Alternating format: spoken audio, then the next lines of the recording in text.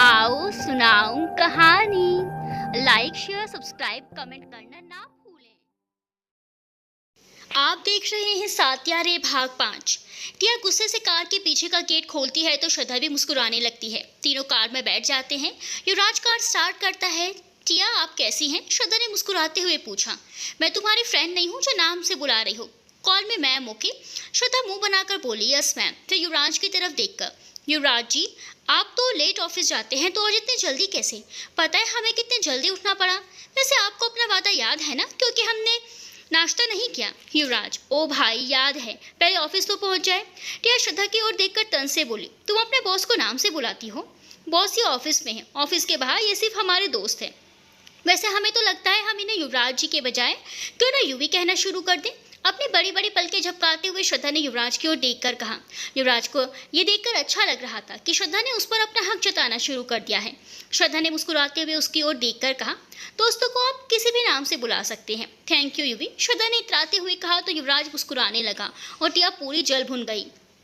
UV तुम्हारी choice कब से इतनी लो क्लास हो गई? वैसे मैं जिस यूवी को जानती हूँ उसे तो गर्ल्स पसंद ही नहीं है, और खासकर ऐसी लड़कियाँ। टिया ने युवराज को देखकर गुस्से से कहा श्रद्धा आप क्या कहना चाहती हैं, ज़रा डिटेल में समझा सकती हैं? टिया मैं और तुम्हें एक्सप्लेन करूं? तुम्हारे जैसे लोअर क्लास गर्ल्स को अच्छे से जानती हूं मैं। वो तो यूवी का बड़ापन है जो तुम्हें फ्रंट सीट पर जगह दे दी इसने। मैं तो तुम्हें अपनी कार की डिग्गी में भी ना बिठाऊं। युवराज को टिया की बातें बहुत बुरी लग रही थी, लेकिन वो श्रद्धा के सामने कोई सीन क्रिएट नहीं करना चाहता था।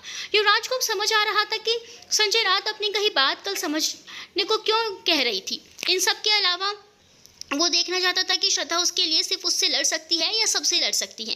पहली बात अच्छे से तो छोड़ो, आप अभी हमें हाथों से इशारा करते हुए इतने सभी नहीं जानती, वरना इतना बोलने से पहले कई बार सोचती।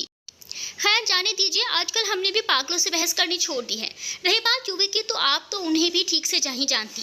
हम दोनों दोस्त हैं और दोस्ती में बड़ापन जैसी कोई चीज़ ही नहीं होती, बस ट्रस्ट होता है जो तुम्हें यूवी को हम पर पूरा है और हमें यूवी पर। श्रद्धा युवराज के कंधे पर अपना हाथ रखकर युवराज को देखती है तो युवराज भी हमें अपना सर हिला देता है। अब तीसरी बात, इसे ज़रा ध्यान से सुनिएगा क्योंकि ये आपके लिए ही है। हमारे दोस्त के पास खुद की मर्सिडीज़ है तो हम आपकी गाड़ी में बैठेंगे ही क्यों? खुशफहमी की भी हद होती है। फिर युवराज की तरफ देखते हुए हमने कुछ गलत तो नहीं कहा ना यूवी? बिल्कुल नहीं श्रद्धा, कभी भी भूले लोगों को कभी सही रास्ता दिखा देना चाहिए। कहते हुए युवराज गुस्से में टिया की ओर देखता है। ऑफिस पहुंचकर युवराज खुद अंदर जाने से पहले श्रद्धा से कुछ इंपॉर्टेंट फाइल्स लाने को कहकर उसे अंदर भेज देता है। वो अंदर चली जाती है। टिया भी युवराज का हाथ पकड़कर उसे अंदर चलने को कहती है, लेकिन युवराज उसका हाथ जोर से पकड़ लेता है। टिया युवराज के गुस्से को अच्छी तरह जानती थी, इसीलिए वो चुपचाप खड़ी हो जाती है। टिया मैंने पहले ही तुम्हें वार्न किया था कि श्रद्धा मेरे लिए बहुत इंपॉर्टेंट है, फिर भी तुम्हारी हिम्मत कैसे हुई उससे इस तरीके से बात करने की? टिया डरते हुए बोली वो तो बस ऐसे ही। युवराज गाड़ी पर जोर से मुक्का मारते हुए बोला आज के बाद अगर कभी भी तुमने श्रद्धा से इस तरीके से बात की ना तो हमारी पार्टनरशिप वहीं खत्म समझो। युवराज सिंह राठौर कुछ करोड़ की डील के लिए अपनों का दिल नहीं दुखाता, समझी तुम? टिया कुछ नहीं बोले तो युवराज ने टिया की बाजू को और सख्ती से पकड़ते हुए थोड़ी तेज आवाज में कहा समझी? टिया ने वैसे तो युवराज का गुस्सा कई बार देखा था, पर आज उसके गुस्से का लेवल ही अलग था। उससे गुस्से में श्रद्धा के लिए प्यार साफ दिख रहा था, जिसे देखकर टिया की आंखों में आंसू आ गए। टिया भरी आंखों से युवराज की ओर देखकर बोली समझ गई मैं, अब मेरा हाथ छोड़ो, हम ऑफिस के बाहर हैं और यहाँ मेरी भी उतनी ही इज्जत है जितनी तुम्हारी। युवराज ने उसका हाथ नहीं छोड़ा और उसको आंखें दिखाते हुए कहा मेरी बनाई हुई इज्जत को खत्म करने में मुझे 1 मिनट 1 सेकंड भी नहीं लगेगा। अभी वो टिया से बात ही कर रहा था कि तभी श्रद्धा वापस आ गई। उसने जब देखा कि टिया के हाथों को युवराज इतनी जोर से पकड़ रखा है तो युवराज के पास आई और उसके हाथों को पकड़कर बोली युवी हाथ छोड़िए मैम का, सब देख रहे हैं, जो बात करनी है अंदर चलकर कीजिए। श्रद्धा के कहते युवराज ने टिया के हाथ को छोड़ दिया और अंदर जाने लगा। श्रद्धा टिया के हाथों को सहलाते हुए बोली मैम आप ठीक तो हैं? खुद दर्द का कारण हो और मुझसे पूछ रही हो कि ठीक तो हो? सही अंदाजा है मेरा तुम जैसे लोगों के लिए, टिया ने उसे आंखें दिखाते हुए कहा। युवराज ने जाते हुए सुन लिया। वो पीछे मुड़कर गुस्से भरी नजरों से टिया को देखता है तो टिया एक बार के लिए कांप जाती है। टिया मुझे लगता है जो मैंने कहा वो तुमने ठीक से सुना नहीं, युवराज ने दांत पीसते हुए कहा। ऐसा कुछ नहीं है युवी, मुझे चीज़ें कुछ ज़्यादा जल्दी ही समझ आ जाती हैं। फिर वो श्रद्धा को देखकर कहती है श्रद्धा मैं ठीक हूँ, तुम चलो। श्रद्धा अंदर जाती है और उसके साथ टिया और युवराज भी। कहने को तो टिया ने कह दिया था कि वो ठीक है, लेकिन ठीक कहाँ, कोई भी नहीं था। उसके मन में श्रद्धा को लेकर एक ऐसी नफरत ने जन्म ले लिया था जो शायद इतनी जल्दी खत्म नहीं होने वाली थी। युवराज के लिए उसके जुनून को अब कोई भी कम नहीं कर सकता था। उसकी नजर ऊपर अपने कैबिन में जाते युवराज पर पड़ी, जिसने श्रद्धा का हाथ अपने हाथों में पकड़ रखा था। उसने खुद से कहा, मैं यहाँ युवराज से शादी करने आई थी और तुम जैसी गंवार लड़की मेरे इरादों पर पानी नहीं फेर सकती। युवराज कैबिन में जाए वक्त काफी गुस्से में था। ये बात सबने नोटिस की, साथ में ये भी कि युवराज ने श्रद्धा का हाथ पकड़ रखा था। ऑफिस में खुसर-फुसर शुरू हो चुकी थी। युवराज ने कैबिन के अंदर आकर श्रद्धा का हाथ छोड़ा और संजय के साथ सारी फाइल्स लेकर मीटिंग रूम में आने का बोलकर मीटिंग रूम में चला गया, जहां पहले से क्लाइंट बैठे थे। टिया ने उसे मीटिंग रूम में जाते देखा तो उसके पीछे चली गई। श्रद्धा नीचे रिसेप्शन पर आई। जो लोग थोड़ी देर पहले बात कर रहे थे वो सब चुप हो गए। श्रद्धा ने रिसेप्शन पर बैठी मधु से कहा, ये क्या हो रहा था यहाँ? हमारे आते ही सब एकदम से चुप क्यों हो गए? श्रद्धा के हेल्पिंग नेचर की वजह से मधु ने उसकी अच्छी खासी बॉन्डिंग हो गई थी। जाने देना यार, इन लोगों को गॉसिप ही करनी होती है हर बात पे। वही सब कर रहे थे सारे गॉसिप, लेकिन किस बात को लेकर? प्लीज हमें बताओ, हमें जानना है। युवराज सर तुम्हारा हाथ पकड़कर अपने कैबिन में ले गए तो इन मूर्खों को लगता है तुम्हारे और उनके बीच में कुछ चल रहा है। पागल है कि ये सारे? ऐसा कुछ भी नहीं है हमारे बीच और कभी हो भी नहीं सकता। मैं जानती हूँ, लेकिन इन गधों को कौन समझाए? खैर जाने दे। जिस दिन सर के कानों में ये बात गई ना, इनमें से कईयों की नौकरी जानी तो तय है। तो छोड़ो, ये पता कर उस नक्सली टिया के तेवर क्यों चढ़े हैं। जब देखो तब युवराज सर के पीछे लगी रहती है। मुझे तो वह बिल्कुल भी अच्छी नहीं लगती। चालाक लोमड़ी है पूरी की पूरी। सही बात तो हमें भी नहीं पता मधु, लेकिन कुछ तो हुआ है। तभी पीछे से संजय उसे गुड मॉर्निंग कहता है। श्रद्धा अभी भी अपनी ही सोच में मस्त, उसे कुछ सुनाई ही नहीं दे रहा था। संजय सामने आकर श्रद्धा के कानों में जोर से बोलता है, मिस श्रद्धा मिश्रा, कहाँ गुम हो? Come back in reality. श्रद्धा अचानक से संजय की आवाज़ से चौंक जाती है। वो घबराकर कहती है, यस सर। उसकी घबराहट देखकर संजय हंसने लगता है। संजय जी आप हैं? हम तो डर ही गए थे। क्या मुझसे आपको भूत नजर आता है जो आप डर गई? दिन में इतना डर लगता है तो रात के अंधेरे में क्या होता होगा आपका? अरे आप में नहीं, लेकिन युवराज सर में तो ज़रूर कोई ही भूत आ गया है। श्रद्धा की बात सुनकर मधु मुस्कुराने लगती है। अभी थोड़ी देर पहले इतना गुस्सा हो गई थी कि टिया मैम के हाथों में अपने निशान दे दिए। क्या कह रही हो आप श्रद्धा? मुझे कुछ समझा नहीं आ रहा। चलो मेरे कैबिन में मुझे सारी बात बताओ। श्रद्धा संजय के साथ उसके कैबिन में जाती है और सुबह से हुई हर बात संजय को बताती है। सारी बात सुनकर संजय मीटिंग रूम की तरफ भागता है और श्रद्धा उसके पीछे पीछे फाइल्स लेकर मीटिंग रूम में जाती है। मीटिंग रूम में मीटिंग लगभग स्टार्ट हो चुकी थी। संजय युवराज से बात कर ही नहीं पाया। मीटिंग खत्म होने के बाद युवराज अपने कैबिन में जाता है। टिया और संजय उसके पीछे पीछे जाते हैं, जबकि श्रद्धा नीचे चली जाती है। युवराज कैबिन में आकर सीधे नित्यम सूर्यवंशी टिया के पापा को कॉल करता है। संजय और टिया हैरानी से एक दूसरे का चेहरा देख रहे थे। अंकल, क्या आप अभी फ्री हैं? मुझे इस डील से रिलेटेड कुछ इंपॉर्टेंट बात करनी थी। बेटा, क्या हम थोड़ी देर में बात कर सकते हैं? जी अंकल, जब आप फ्री हो जाएं तो एक कॉल कर लीजिएगा मुझे। ओके बेटा। संजय और टिया वहीं खड़े होकर युवराज की बातें सुन रहे थे। तूने अंकल को कॉल क्यों किया था? क्या बात करनी थी डील के बारे में? मैं ये ऑर्डर कैंसिल करने वाला हूँ और ये पार्टनरशिप भी। युवी, तुम्हें नहीं लगता तुम जरा सी बात का इतना बड़ा इशू बना रहे हो? She is just a your secretary. मैंने जो भी कहा माना वो गलत था और उसके लिए मैंने उसे सॉरी भी बोला।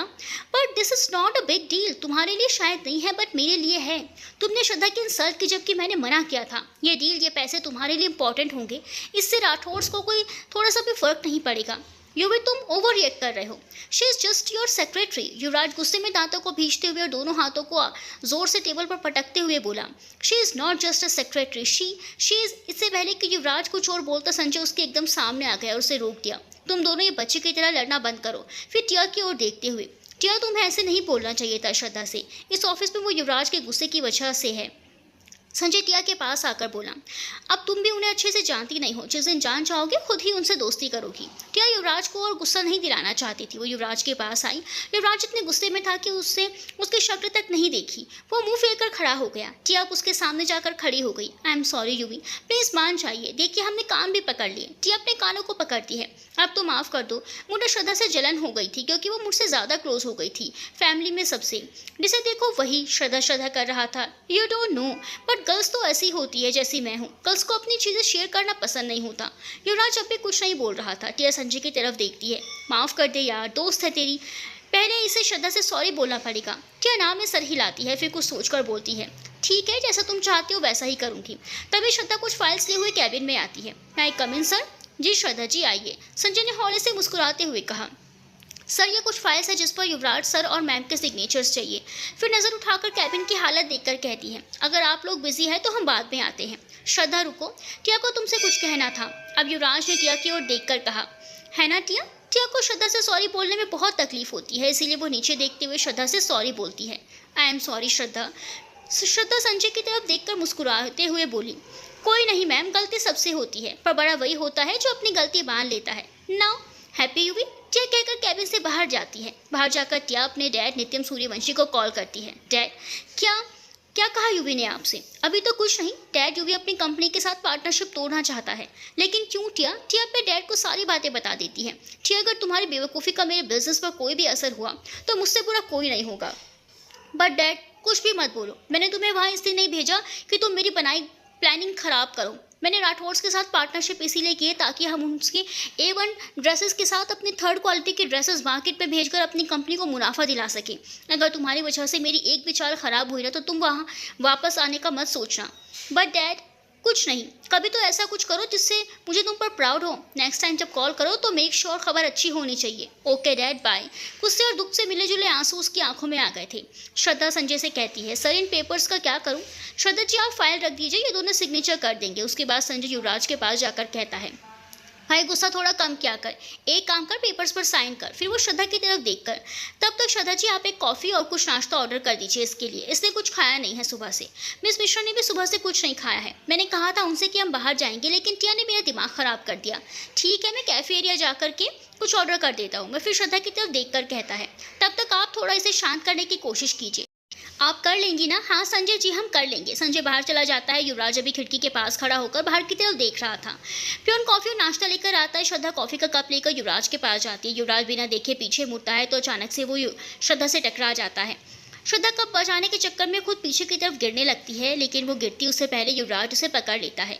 युवराज के पकड़ते ही श्रद्धा के हाथ से कप छूट जाता है। उसकी आंखें खुली रह जाती हैं। श्रद्धा एक बार फिर उसकी आंखों में खो जाती है।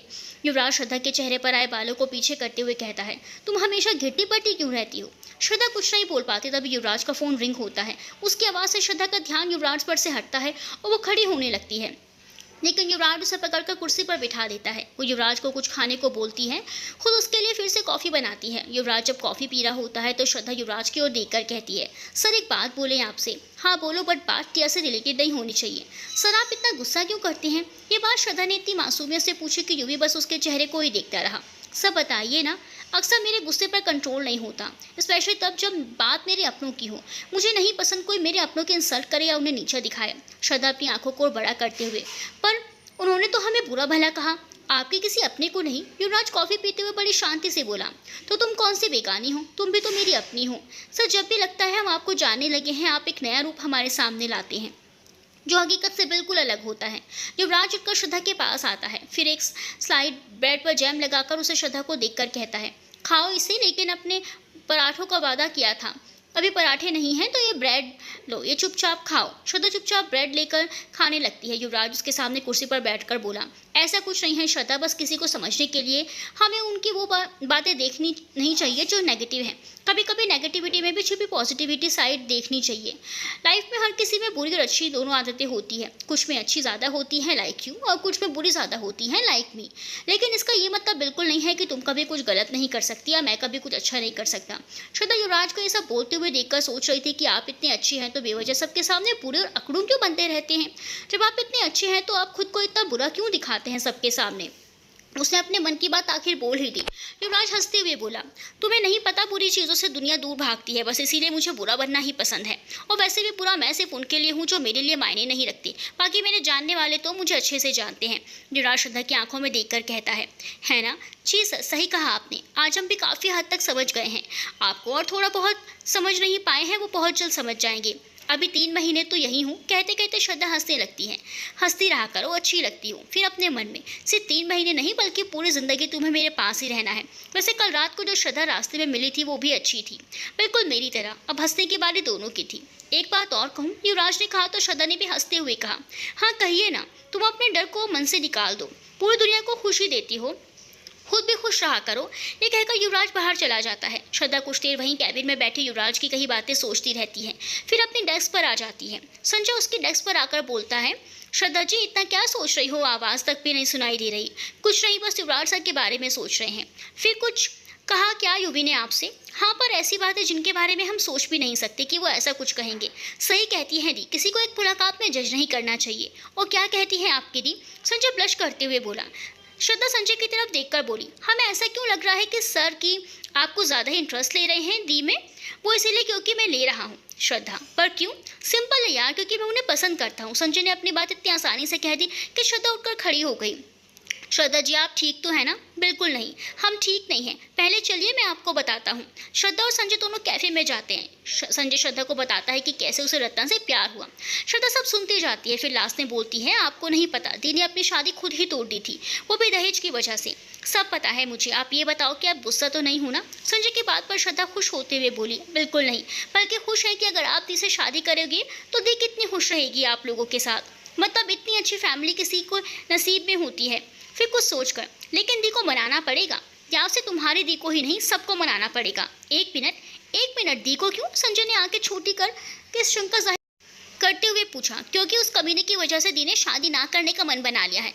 वैसे वो था कहाँ जिससे रत्ना की शादी होने वाली थी? वहीं लखनऊ पर उसका क्या करना है? कुछ नहीं, बस ऐसे ही संजय ने कहने के लिए कह दिया था। कुछ नहीं, लेकिन उसके दिमाग में कुछ और ही चल रहा था। श्रद्धा, एक मिनट, आपने कहा आपको सब पता है, कैसे? संजय, युवराज ने बताया। युवराज जी को कैसे पता? अब ये बताने के लिए उसने मना किया है। एक काम करना, तुम खुद ही पूछ लेना युवी से। ठीक है, पूछ तो लेंगे ही। वैसे श्रद्धा जी, ये बात किसी को मत बताइएगा, ये हमारा सीक्रेट है। पक्का नहीं बताएंगे, पर अगर आपकी दी ने बात मान ली तो हम आपकी साली बन जाएंगी। वो तो है ही, और बन जाएंगी नहीं, बनेंगी ही। हम आज ही आपकी दी से बात करते हैं। हाँ सही है, कर लीजिए बात। अगर वंदना दी कहेंगी तो शायद बात जल्दी मान ली जाए। दोनों हाई फाई करते हैं। युवराज कॉल करके श्रद्धा को अपने कैबिन में बुलाता है। श्रद्धा, तुम आज मेरे साथ घर चल रही हो, इसीलिए जाओ अपना सामान ले आओ। वो सब तो ठीक है, पहले ये बताइए आपको दी के बारे में इतना कुछ कैसे पता चला? क्या आपने दी से बात की थी? क्या आपको पता है दी दोबारा शादी नहीं करना चाहती? ये हम दोनों का सीक्रेट है, तुम्हारा जानना जरूरी नहीं है, छोटे जासूस। युवराज ने श्रद्धा की नाक छूते हुए कहा। फिर तो हमारा आपके साथ जाना भी ज़रूरी नहीं है, हम भी ऑटो से चले जाएंगे। कहते हुए श्रद्धा कैबिन से बाहर जाने लगी। युवराज ने उसे अंदर खींचा और दरवाजे पर हाथ रखकर बोला, देखो श्रद्धा, मुझे गुस्सा मत दिलाओ वरना अच्छा नहीं होगा। श्रद्धा कमर पर हाथ रखकर बच्चों जैसे बोली, ओहो, तो युवराज सिंह राठौर को ऐसा लगता है कि हम उनसे डरते हैं? युवराज ने फिर से श्रद्धा की नाक छूकर कहा, बिल्कुल भी नहीं। युवराज श्रद्धा को ऐसे देखकर मुस्कुराते हुए कहता है, अच्छा युवराज सिंह राठौर से डरती नहीं हो तो मुझे मॉन्स्टर सिंह राठौर नाम क्यों दिया, बताओ? श्रद्धा की नजरें नीची हो जाती हैं। वो हकलाते हुए अपने हाथों को मसलते हुए बोली, वो तो पहले की बात थी जब आपने हमें परेशान किया था। सच में मैंने परेशान किया था या तुमने मुझे परेशान किया था? सबसे पहले मेरी गाड़ी के सामने आकर उसकी हेडलाइट फोड़ दी, फिर फंक्शन के बीच में दीवार कूद कर जाने कहाँ से आ गई, फिर घर में भी। पता है उस दिन मुझे पहली बार दी से डांट पड़ी थी। श्रद्धा ये सब सुनकर हंस रही थी। उसने युवराज की ओर देखकर कहा, अच्छी बात है आपको डांट पड़ी, वरना किसी ने कभी नहीं सोचा होगा कि कोई आपको डांट भी सकता है। हम उस वक्त आपका चेहरा इमेजिन कर रहे हैं जब दी आपको डांट रही होंगी। वो तो खुद की ही बात पर हंसने लगती है और युवराज उसे ऐसे देखकर मुस्कुराने लगता है। श्रद्धा युवराज को मुस्कुराते देखती है, तब तक उसका ध्यान खुद पर जाता है। अब जाकर उसे समझ आया कि वो ऑफिस में है और बच्चों जैसी हरकतें कर रही है। वो तुरंत सीधी खड़ी होकर बोली, हाँ आप कुछ कह रही थी, यही कि क्या तुम्हें मुझे पहले डर लगता था जो तुम मुझे मॉन्स्टर कहती थी? नहीं, बिल्कुल भी नहीं, ना मैं पहले डर लगता था और ना ही अब डर लगता है। श्रद्धा का इतना कहना था कि युवराज उसकी कमर पे हाथ डालकर उसे अपनी तरफ खींच कर बोला, श्रद्धा मिश्रा, तुम हर बार मेरी बात को मानने से इनकार क्यों कर देती हो? इस वक्त युवराज का एक हाथ श्रद्धा की कमर पर था और दूसरे हाथ से वो उसके चेहरे पर आए बालों को पीछे कर रहा था। युवराज के ऐसे छूने से श्रद्धा बिल्कुल शांत हो गई, मानो वो कोई प्रतिमा हो। उसके मुंह से एक आवाज़ तक नहीं निकली, बस उसकी सांसें तेज चलने लगी। युवराज ने श्रद्धा के कानों के करीब अपना चेहरा लाकर सरगोशी की, तो बताओ अब लग रहा है डर? श्रद्धा को अपनी गर्दन पर युवराज की सांसें साफ साफ महसूस हो रही थी। युवराज के पास आने की वजह से उसने अपनी आंखें बंद कर ली और कुछ बोलने की कोशिश करने लगी, लेकिन शब्द थे कि जबान से निकल ही नहीं रहे थे। युवराज श्रद्धा को ऐसे देखता है तो मुस्कुराते हुए उसे पकड़कर सामने सोफे पर बिठाता है और खुद उसके सामने बैठ जाता है। थोड़ी देर में श्रद्धा नॉर्मल होती है। वो उसे पानी का ग्लास देते हुए बोला, उस रात जब तुम्हें चोट लगी थी और मैं तुम्हें छोड़ने गया था, तब दी ने मुझे सब कुछ बताया था, सारी बात शुरू से अंत तक। श्रद्धा रिलैक्स होकर बोली, अच्छा तो दी ने ही सब बताया आपको? वो अब मेरी भी दी हैं और मुझे भी सब कुछ बताती है, इसीलिए तुम उन पर सिर्फ अपना हक जताना बंद करो। श्रद्धा गालों पर हाथ रखकर, बस दी या कुछ और भी? मैं तो बहुत कुछ सोच रहा हूँ, लेकिन मेरे सोचने से क्या होता है? आपको सब कुछ संजय पर डिपेंड करता है। अगर उसने रत्ना दी को मना लिया तो अच्छी बात है, वरना फिर देखेंगे। लेकिन एक बात बताओ, तुम्हें कैसे पता चला इस बारे में? श्रद्धा अपने चेहरे को युवराज के चेहरे के पास लाकर धीरे से बोली, ठीक वैसे ही जैसे आपको दी के बारे में पता चला। युवराज, मतलब?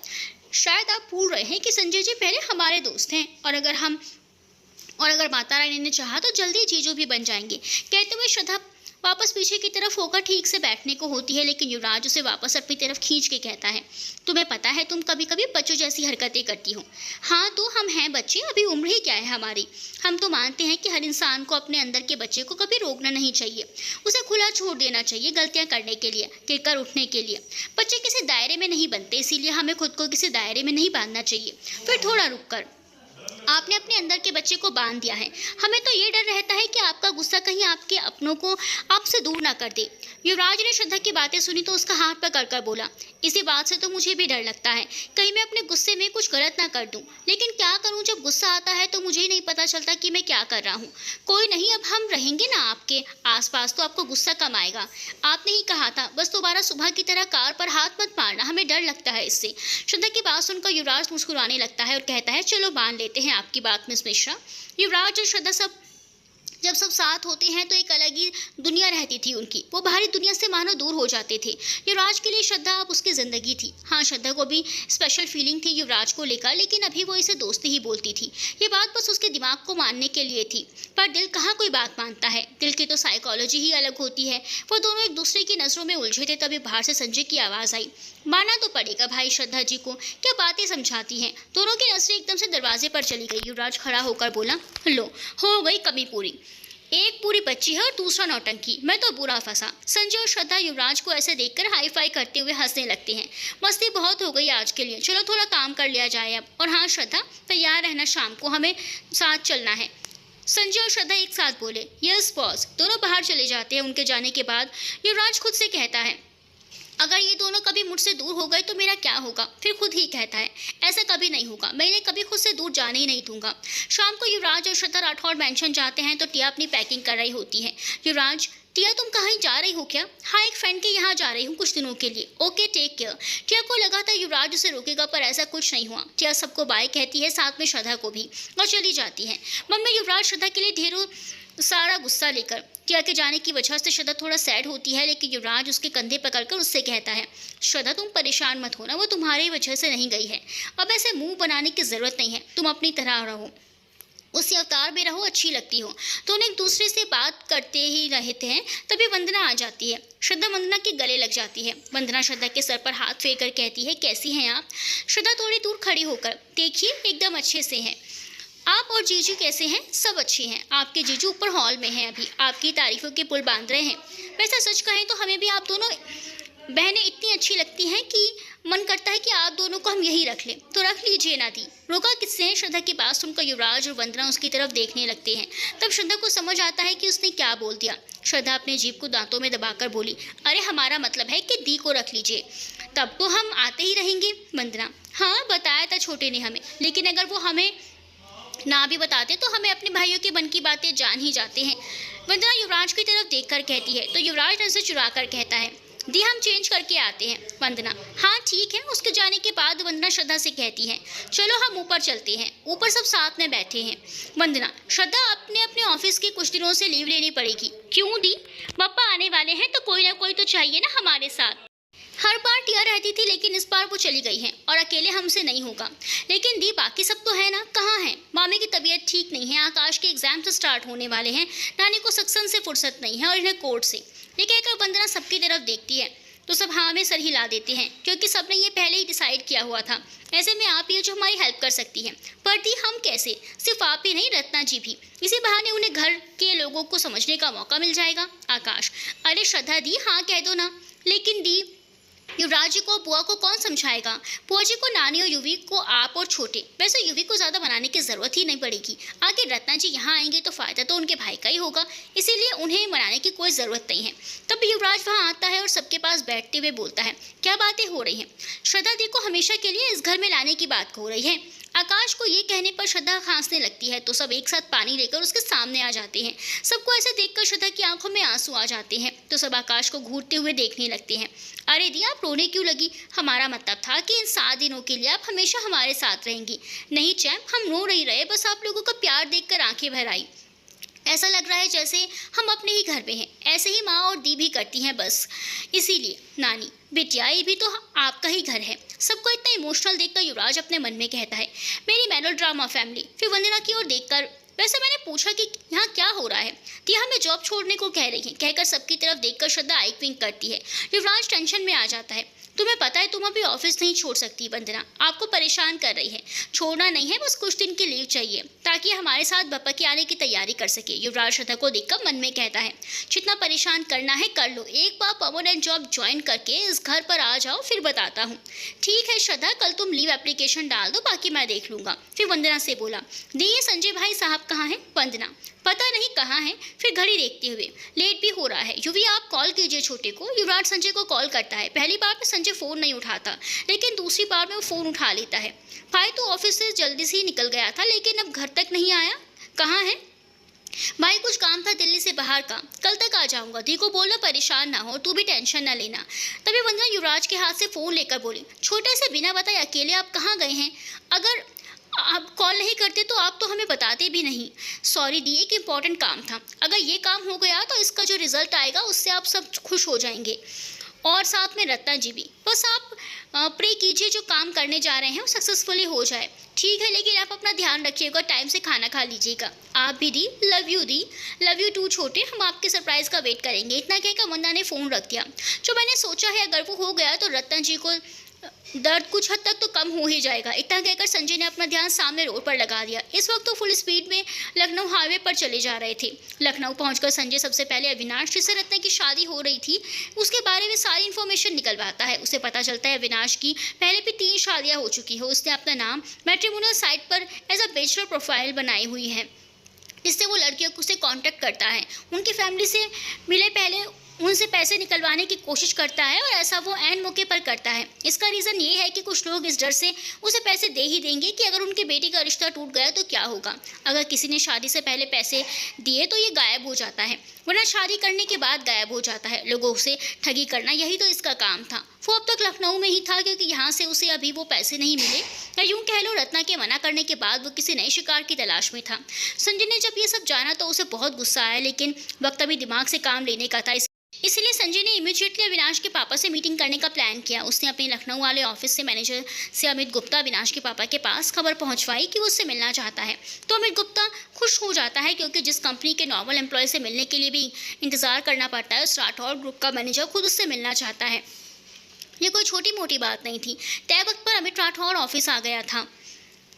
संजय कैबिन में बैठा सिस्टम पर अमित गुप्ता को आंखें आते हुए देख रहा था। उसके चेहरे पर बड़ी सी स्माइल थी और वो किसी जेंटलमैन जैसे बिहेव कर रहा था। अमित रिसेप्शन पर जाकर पूछता है, संजय सिंह राठौर से कहिए अमित गुप्ता आए हैं। रिसेप्शनिस्ट माउस पर स्क्रॉल करते हुए कहती है, सर आपकी कोई मीटिंग तो नहीं है संजय सर के साथ? फिर भी मैं चेक करके बताती हूँ, जस्ट 1 मिनट सर, मैं कंफर्म कर लेती हूँ। रिसेप्शनिस्ट संजय के पास कॉल करती है, उसे अभी वहीं बैठा हो। कह तो संजय सर ने आपको बुलाया है तो है, लेकिन अभी वो एक मीटिंग में बिजी है, इसीलिए थोड़ा उसको इंतज़ार करना पड़ेगा। Receptionist, okay sir. उसने फ़ोन रखा और अमित की तरफ चेहरा करके बोली, सर अभी इंपॉर्टेंट मीटिंग में है, आप थोड़ा वेट कीजिए, उन्हें कुछ वक्त लग सकता है। अमित चेहरे पर हंसी लाते हुए बोला, कोई बात नहीं मैडम, मैं वेट कर रहा हूँ। संजय कंप्यूटर स्क्रीन पर देखते हुए बोला, लालच इंसान से क्या क्या करवा देता है, और तुम तो उन लालचियों और ठगों के दादा निकले। अपनी धूर्तता और हरामजादगी को कितनी बेहतरी से छुपाया है। बैठो और इंतज़ार करो, लेकिन शायद आज तुम्हारा इंतज़ार खत्म होने का नाम ना ले। ये दिन लंबा चलने वाला है। अमित गुप्ता, उस दिन रत्ना जी और उनके पापा के चेहरे पर भी ऐसी ही बेचैनी रही होगी जब तुम बाप बेटे ने एंड टाइम पर डाउरी की मांग की होगी। अब वही बेचैनी तुम्हारे चेहरे पर कितनी अच्छी लग रही है। लगभग 5 घंटे बैठे रहने के बाद जब अमित वापस रिसेप्शनिस्ट से कहता है कि वो संजय से बात करे, रिसेप्शनिस्ट ने साफ कहा, माफ़ कीजिए सर, लेकिन हम ऐसे ही सर से बात नहीं कर सकते। वो भले से राठौर एम्पायर के मैनेजर हैं, लेकिन वो युवराज सर से किसी भी तरह कम नहीं हैं। वो उनके छोटे भाई हैं। अगर मैं उन्हें बार बार डिस्टर्ब करूंगी तो कहीं मुझे मेरी नौकरी से हाथ ना धोना पड़े। आप वेट कीजिए, सर फ्री होकर खुद कॉल करेंगे। लगभग आधे घंटे बाद संजय का कॉल रिसेप्शनिस्ट के पास आता है, अमित गुप्ता को अंदर भेज दीजिए। अमित अंदर संजय के कैबिन में जाता है तो संजय जानबूझकर ऐसी एक्टिंग करता है जैसे वो खुद बहुत देर से काम कर रहा हो। सॉरी सर, मुझे आपको ऐसे वेट नहीं कराना चाहिए था, लेकिन ये मीटिंग अचानक ही आ गई थी। अमित अपनी हंसी को और भी ज़्यादा बढ़ाते हुए बोला, कोई नहीं राठौर सर, आपने हमें बुलाया, यही बहुत बड़ी बात है। अमित ललचाई नजरों से कैबिन में रखी चीजों को देख रहा था। संजय अपनी कुर्सी से उठकर अमित के साथ सोफे पर बैठते हुए बोला, सर माफ कीजिएगा लेकिन मुझे आपसे बहुत इंपॉर्टेंट बात करनी है। दरअसल मेरी बहन कुछ महीने पहले लखनऊ आई थी, तब उसने कहीं आपके बेटे को देखा था और तब से उसकी जिद है कि उसे आपके बेटे से ही शादी करनी है। मैंने आपको यहाँ अपनी बहन के रिश्ते के लिए बुलाया है। अमित नासमझी से बोला। मैं समझा नहीं सर। संजय अमित के विश्वास को जीतने की कोशिश करते हुए बोला, आप मुझे अपने बेटा जैसा समझिए अंकल। मैं आपको सीधे सीधे बताता हूँ, मैं मेरी बहन की शादी आपके बेटे अविनाश से करना चाहता हूँ। कारण ये है कि वो अविनाश को देखकर उसके प्यार में पड़ गई है और आज तक कभी ऐसा नहीं हुआ कि मेरी बहन ने कुछ कहा हो और हम भाइयों ने उसे ना दिया हो। अमित थोड़ा डाउटफुल होते हुए बोला, पर आपको कैसे पता चला कि हमारे बेटे की अभी शादी नहीं हुई है? अगर मेरी बहन ने किसी को पसंद किया है तो मैं ऐसे ही आंख मूंद कर उस पर भरोसा नहीं कर सकता। मैंने आपकी फैमिली और आपके बारे में सब कुछ पता लगवाया। हमें वहीं से पता चला कि अभी आपके बेटे की शादी नहीं हुई है। लेकिन आप इतना चौंक क्यों रहे हैं? क्या ये बात झूठ है? संजय ने अमित गुप्ता को उसी की बातों में फंसा दिया। अमित हड़बड़ाते हुए, नहीं ये बात तो सच है, लेकिन लखनऊ और दिल्ली में भी कई और बड़े लोग हैं जो आपके साथ अपना नाम जोड़ना चाहते हैं। फिर आप अपनी बहन की शादी मेरे बेटे से ही क्यों करना चाहते हैं? मैं आपको पहले भी वजह बता चुका हूँ। हम तीनों भाई की अपनी बहन के लिए जान भी दे सकते हैं, तो शादी तो एक छोटी सी चीज़ है। हाँ, अगर इस शादी को लेकर आपकी कोई मांग है तो हम उसे ज़रूर पूरा करेंगे, लेकिन हमारी भी एक शर्त है। अविनाश को शादी के बाद हमारे साथ रहना होगा, घर जमाई बनकर। हम तीनों अपनी बहन से दूर नहीं रह सकते। संजय थोड़ा इमोशनल होने का नाटक करते हुए, बस इसीलिए मैंने आपको बुलाया था। अंकल, मुझे यकीन है आप हमारी बात समझेंगे। मैं जानता हूँ अविनाश आपकी इकलौती औलाद है और उससे बहुत सी उम्मीदें होंगी आपकी। मैं आपको भरोसा दिलाता हूँ कि मैं आपको इतने पैसे दूंगा कि आपको उम्र भर कोई कमी नहीं होगी। आप अविनाश की चिंता मत कीजिए, क्योंकि मेरी बहन राठौर एम्पायर के 25% की मालकिन है। संजय ने इस बात पर ज़्यादा जोर देकर कहा, अगर अभी आपको और वक्त चाहिए तो आप ले लीजिए। एक बार अविनाश से बात भी कर लीजिए, लेकिन जवाब हाँ में ही दीजिएगा। इतना कहकर संजय अमित की तरफ देखने लगा, जो मन ही मन 25% का आंकड़ा लगा रहा था। अंकल, आप कुछ बोल नहीं रहे। आपको ये रिश्ता मंजूर नहीं है क्या? नहीं बेटा, मुझे मंजूर है, लेकिन आपका बेटा, मेरा बेटा वही करता है जो मैं कहता हूँ। बहुत बढ़िया अंकल, मैं जानता था आप एक बहुत ही समझदार इंसान हैं। आपका फैसला हर तरीके से सही होगा। एक बार आप मेरी फैमिली से मिल लीजिए, उसके बाद हम लोग बाकी की फॉर्मेलिटी भी पूरी कर लेंगे। ठीक है बेटा, फिर कुछ दिनों में हम आते हैं दिल्ली। कुछ दिनों में क्यों अंकल? आप और अविनाश मेरे साथ ही चलिए ना। वैसे भी मैं 1 घंटे से मैं निकलने वाला हूँ। आप मुझे लखनऊ एयरपोर्ट पर मिल जाइए, मैं आप दोनों की टिकट्स बुक कर देता हूँ। कहकर संजय ने जल्दी से रिसेप्शनिस्ट को कॉल करके फ्लाइट्स की टिकट बुक करने को कहा। मैं चलता हूँ बेटा, कुछ पैकिंग भी करनी होगी, आके बेटे की होने वाली ससुराल में जा रहा हूँ। संजय अमित की आंखों में तैर रहे लालच को साफ देख सकता था। अमित के जाने के बाद संजय खुद से कहता है, बकरा तो फंस गया, बस इसे हलाल करना बाकी है, जो रत्ना जी करेंगी। वहाँ के ऑफिस से निकलकर श्रद्धा को कॉल करता है। श्रद्धा जी, क्या आप मुझे अपने लखनऊ वाले घर का एड्रेस बताएंगी?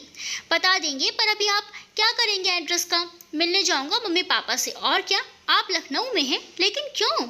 आप वहाँ क्यों गए हैं? एक काम था जो इमीडिएटली करना ज़रूरी था। कैसा काम? देखिए, हमें बताइए, वरना हम एड्रेस नहीं देंगे। संजय श्रद्धा को सब बता देता है। अच्छा, तो इसीलिए उस दिन आप उस कमीने का पता पूछा जा रहा था। अच्छा सबक सिखाएंगे उन्हें, रहम बिल्कुल भी मत दिखाइएगा।